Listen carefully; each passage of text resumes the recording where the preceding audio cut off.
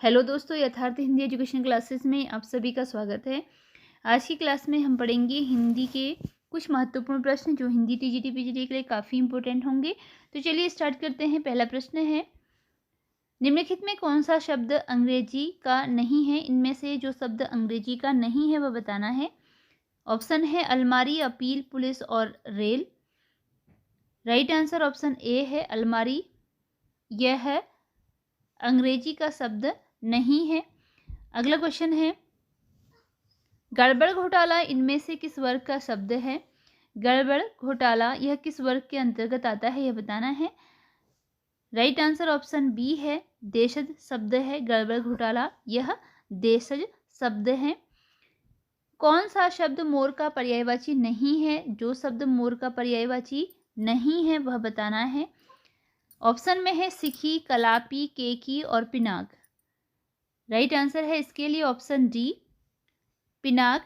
यह मोर का पर्यायवाची नहीं है। इसके अतिरिक्त सिखी, कलापी और केकी यह मोर के पर्यायवाची शब्द हैं। पुत्री का पर्यायवाची कौन सा शब्द नहीं है? इनमें से कौन सा शब्द है जो कि पुत्री का पर्यायवाची नहीं है? ऑप्शन है तनया, आत्मजा, नंदिनी, अपत्य। राइट आंसर इसके लिए ऑप्शन सी है अपत्य। यह पुत्री का पर्याय नहीं है। तनया, आत्मजा और नंदिनी यह पुत्री का पर्याय शब्द है। संस्कृत के वे शब्द जो अपभ्रंश से विकृत होते हुए हिंदी में आए हैं, रिक्त स्थान दिया है आपको, यहाँ पर भरना है, कहलाते हैं। इस वाक्य में रिक्त स्थान की पूर्ति के लिए सही शब्द का चयन कीजिए। तो रिक्त स्थान में सही शब्द क्या आएगा? जो कि संस्कृत के शब्द हैं, संस्कृत के वे शब्द जो अपभ्रंश से विकृत होते हुए हिंदी में आए हैं। राइट आंसर इसके लिए ऑप्शन बी है। ऐसे शब्द कहलाते हैं तद्भव शब्द। किस शब्द का अर्थ कामदेव है? इनमें से कौन सा शब्द है जिसका अर्थ कामदेव है? मकरध्वज, पन्नग, आशुतोष, विशिख। राइट आंसर इसके लिए ऑप्शन ए है मकरध्वज। यह कामदेव का, इसका अर्थ कामदेव से है, यानी कि कामदेव का पर्यायवाची शब्द है यह। निम्नलिखित में कौन सा शब्द विदेशी है? इनमें से कौन सा शब्द है जो कि विदेशी है? ऑप्शन है आदमी, किताब, तोप, उपयुक्त सभी। राइट आंसर ऑप्शन डी है, ये सभी विदेशी शब्द हैं। अगला प्रश्न है, कौन सा विलोम शब्दों का संयोजन उचित नहीं है? इन विलोम शब्दों में कौन सा संयोजन है जो कि उचित नहीं है? आग्रह, विग्रह, अथ, इति, आर्द्र, शुष्क, उन्मूलन, रोपण। इसके लिए राइट आंसर ऑप्शन ए है। आग्रह का विग्रह नहीं होता है। इसके अतिरिक्त अत का इति, आर्द्र का शुष्क और उन्मूलन का रोपण, यह इनके विलोम शब्द हैं। अंधकार का सर्वाधिक उपयुक्त विलोम बताइए। इनमें से कौन सा है जो कि अंधकार का सबसे उपयुक्त विलोम कहलाएगा? उजाला, दिन, प्रकाश, चांदनी। राइट आंसर ऑप्शन सी है प्रकाश। अंधकार का सर्वाधिक उपयुक्त शब्द है। शैशव और यौवन के संधिकाल को कहते हैं। शैशव और यौवन अवस्था के जो संधिकाल होता है, यानी कि जहाँ पर शैशव अवस्था समाप्त और यौवन स्टार्ट होता है, तो वह कौन सा, उसे क्या कहा जाता है? बाला, वयसंधि, किशोरी या बचपन। राइट आंसर ऑप्शन बी है, वयसंधि काल कहलाता है वह। ऑप्शन बी राइट आंसर है इसके लिए। अगला क्वेश्चन है कि निम्नलिखित में कौन पुल्लिंग शब्द नहीं है? इनमें से कौन सा शब्द है जो कि पुल्लिंग नहीं है? रत्न, मोती, नकल, बचपन। राइट आंसर ऑप्शन सी है नकल।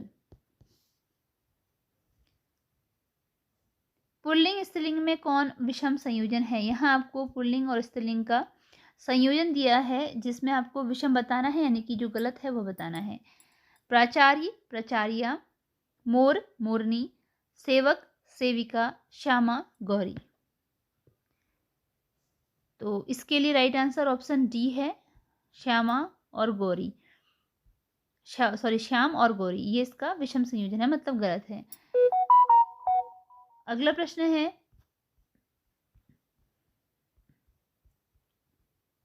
निम्नलिखित में किस शब्द का बहुवचन नहीं होता है? इनमें से कौन सा शब्द है जिसका कि बहुवचन नहीं होता है?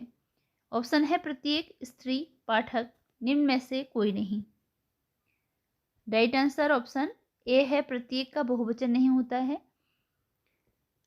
कारक विभक्ति में कौन विषम है? जो कारक और विभक्ति दी गई है इनमें से कौन सा विषम है, गलत है, वो बताना है, जो कि गलत है।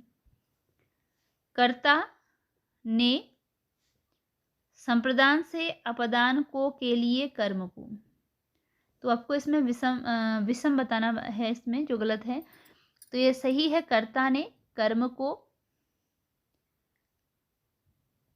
इस प्रकार अपदान में को के लिए नहीं आता है, अपदान में से आता है।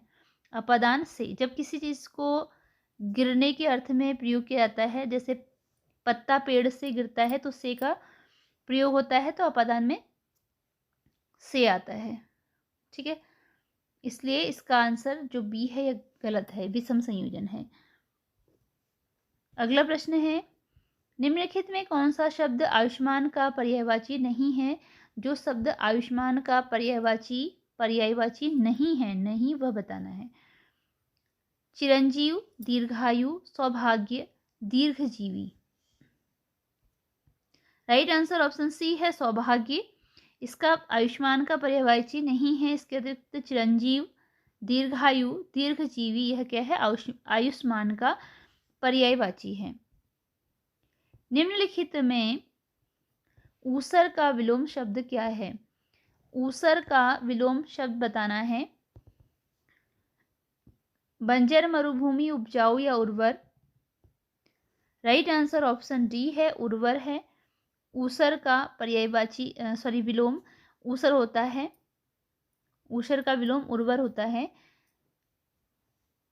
अगला क्वेश्चन है, अंधे के हाथ बटेर लगना मुहावरे का अर्थ है। अंधे के हाथ बटेर लगना मुहावरे का अर्थ क्या होगा इनमें से? राइट आंसर ऑप्शन ए है, अयोग्य व्यक्ति को अनायास उपयोगी वस्तु मिल जाना।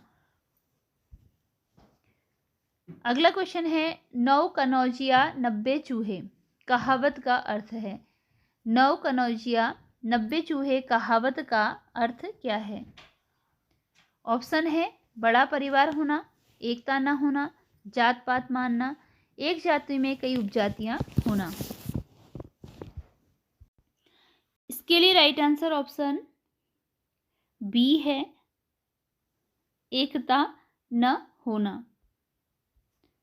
यथाविधि में कौन सा समास है? यथाविधि में समास बताना है कि इसमें कौन सा समास होगा। इसके लिए राइट आंसर ऑप्शन सी है, अव्ययी समास है। ये अव्ययी भाव समास है यथाशक्ति में। जिस स्त्री की संतान न होती हो वाक्यांश के एक शब्द है। जिस स्त्री की संतान न होती हो वाक्यांश के लिए एक शब्द है। ऑप्शन डी, बंध्या। जिसकी पत्नी मर गई हो उस पुरुष को कहते हैं विधुर, सौभाग्यहीन, स्त्रैण, पुंसछल। राइट आंसर है ऑप्शन ए, विधुर।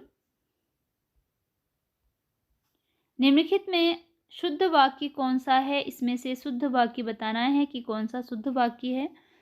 मुझे आज की बैठक का समाचार नहीं था। एक कप चाय मुझे भी देना। मैंने अभी बाजार जाना है। उसका संपूर्ण जीवन द्वंद्वों में बीत गया। इसका राइट आंसर ऑप्शन बी है। अगला प्रश्न है, निम्नलिखित में कौन सा शुद्ध शब्द है? जो शब्द शुद्ध है वह बताना है। संसारिक होता है, सांसारिक होता है, सांसरिक होता है, सांसारिक होता है। राइट आंसर इसके लिए ऑप्शन डी है, सांसारिक होता है, सांसारिक। ऑप्शन डी राइट आंसर है।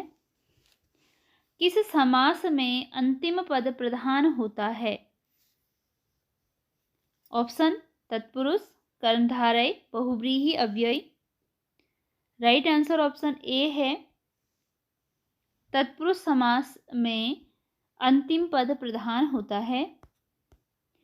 निम्नलिखित में द्वंद्व समास का कौन सा शब्द है? द्वंद्व समास का शब्द बताना है इसमें से। अकाल पीड़ित, घर द्वार, मार्ग व्यय, देश निकाला। इसके लिए राइट आंसर है ऑप्शन बी, घर द्वार। यह द्वंद्व समास का उदाहरण है। निम्नलिखित सूचियों को सुमेलित कर सही विकल्प का चयन करके बताना है कि इसमें कौन सी संधि आएगी। इसका राइट आंसर है ऑप्शन सी,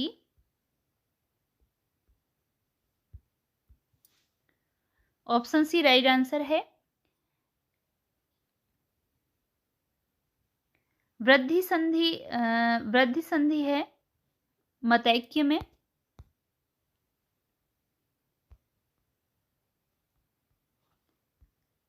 वृद्धि संधि है मतैक्य में। दीर्घ संधि है मुनींद्र में। मुनींद्र में दीर्घ संधि है। और यण संधि है अभ्यागत में। और अयादि संधि है गायक में। निम्नलिखित में अशुद्ध शब्द कौन सा है? कौन सा शब्द है जो अशुद्ध है, यानी कि गलत रूप में लिखा गया है? क्षत्रिय है, वाजपेयी है, द्वारका है, या फिर आकांक्षा है। इसके लिए राइट आंसर ऑप्शन डी है, आकांक्षा। आकांक्षा लिखा जाता है आकांक्षा, कक्षा वाला अक्षा आता है इसमें। अगला है स्वागत का संधि विच्छेद है। स्वागत का संधि विच्छेद बताना है कि इसका संधि विच्छेद स्वागत का क्या बनेगा। राइट आंसर ऑप्शन सी है, सूधन आगत बराबर स्वागत होता है। निश्चय में कौन सी संधि है? निश्चय में संधि बतानी है, इनमें से कौन सी संधि निश्चय में आएगी। राइट आंसर ऑप्शन बी है, विसर्ग संधि होती है। निधन चय बराबर निश्चय होता है। अगला है नैषधीय चरितम किसकी रचना है? नैषधीय चरितम के रचनाकार का नाम बताना है। राइट आंसर ऑप्शन ए है, श्रीहर्ष की रचना है नैषधीय चरितम। दूतवाक्य नाटक की कथावस्तु क्या है? जो दूतवाक्य नाटक है इसकी कथावस्तु बतानी है कि किस कथा पर यह आधारित है। मेघ द्वारा संदेश ले जाना, श्री कृष्ण द्वारा दुर्योधन के पास संधि प्रस्ताव लेकर जाना, दुष्यंत शकुंतला का मिलन वर्णन, यह इनमें से कोई नहीं। तो इसके लिए राइट आंसर ऑप्शन बी है, जो दूतवाक्यम है इसकी कथावस्तु, यह नाटक विधा की रचना है और इसकी कथावस्तु है श्री कृष्ण द्वारा दुर्योधन के पास संधि प्रस्ताव लेकर जाना। ऑप्शन बी इसके लिए राइट आंसर है।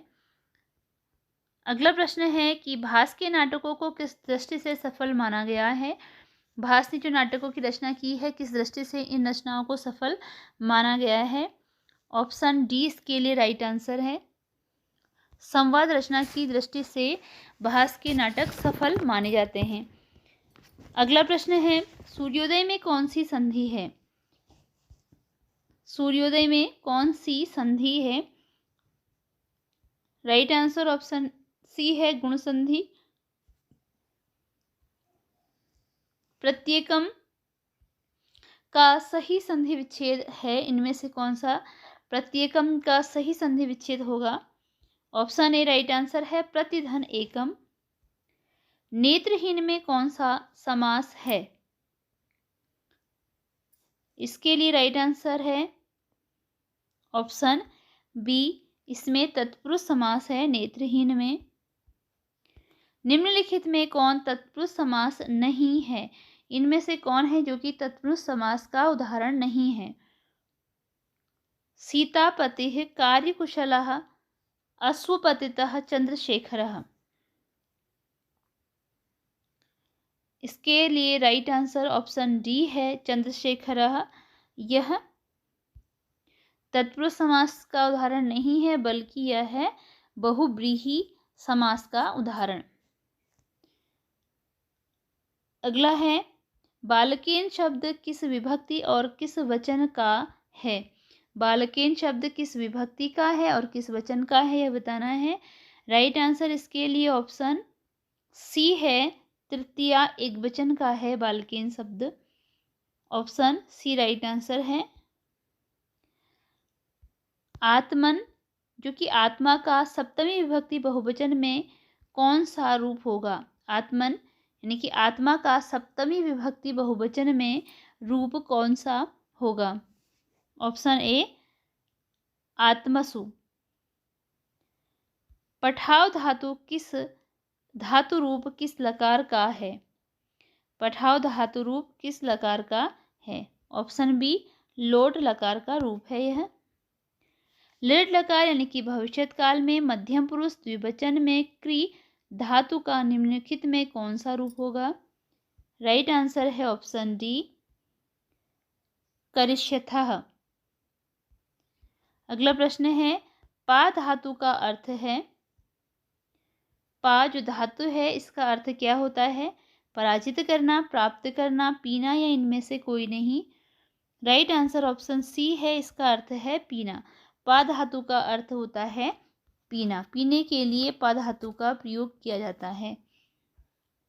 इसी के साथ ये वीडियो यहीं पर एंड होती है। मिलते हैं अगली क्लास में कुछ नए प्रश्नों के साथ। धन्यवाद।